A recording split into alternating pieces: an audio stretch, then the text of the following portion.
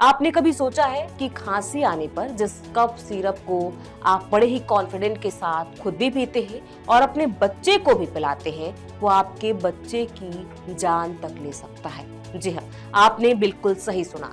दरअसल राजस्थान और मध्य प्रदेश में बच्चों की मौतों को लेकर कफ सिरप को जिम्मेदार ठहराया जा रहा है।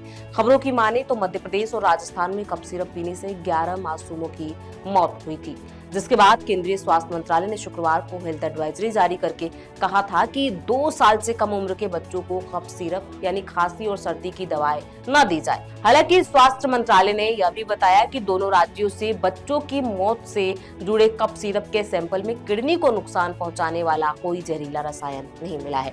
स्वास्थ्य मंत्रालय के अंतर्गत आने वाले DGHS ने एडवाइजरी में कहा कि आमतौर पर 5 साल से कम उम्र के बच्चों को कफ सिरप नहीं दिया जाना चाहिए। इससे बड़े बच्चों को यदि कफ सिरप दिया जा रहा है तो उनका इस्तेमाल सावधानी पूर्वक किया जाना चाहिए। यानी जिस बच्चे को दवा दी जा रही है उसे कड़ी निगरानी में रखा जाए, उसे उचित खुराक दी जाए, कम से कम समय के लिए दवा दी जाए, कई दवाओं के साथ कफ सिरप नहीं दिया जाए। DGHS की डॉक्टर सुनीता शर्मा ने एडवाइजरी जारी की है। नमस्कार, मैं हूं प्रियांशु और आप देख रहे हैं नवभारत लाइव।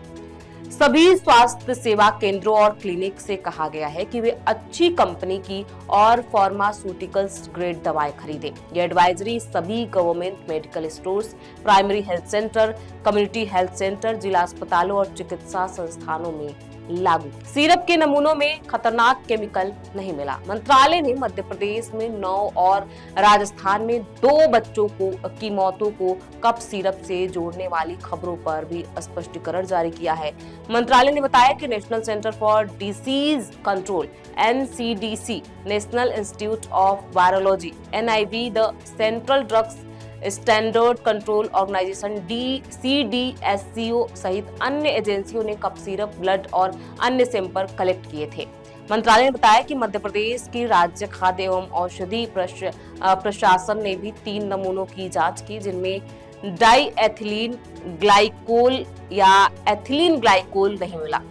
नहीं, NIV पुणे की जांच में मामले में लेप्टोस्पायरोसिस संक्रमण की पुष्टि हुई है।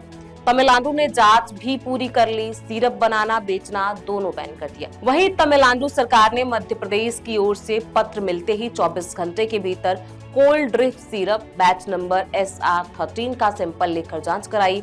इसमें डाईएथिलीन ग्लाइकोल DEG 48.6% मिला, जो एक विषैला पदार्थ है। यह स्वास्थ्य के लिए हानिकारक है। इसके तुरंत बाद पूरे तमिलनाडु में इसके उत्पादन और बिक्री पर प्रतिबंध लगा दिया गया। तमिलनाडु में छुट्टी के बावजूद 48 घंटे में कार्रवाई पूरी की गई। पूरे तमिलनाडु में थोक और रिटेल स्टॉक को सीज कर दिया गया है। इस पूरी खबर पर आपकी क्या राय है, हमें कमेंट बॉक्स में लिख के जरूर बताएं। बहुत बहुत शुक्रिया।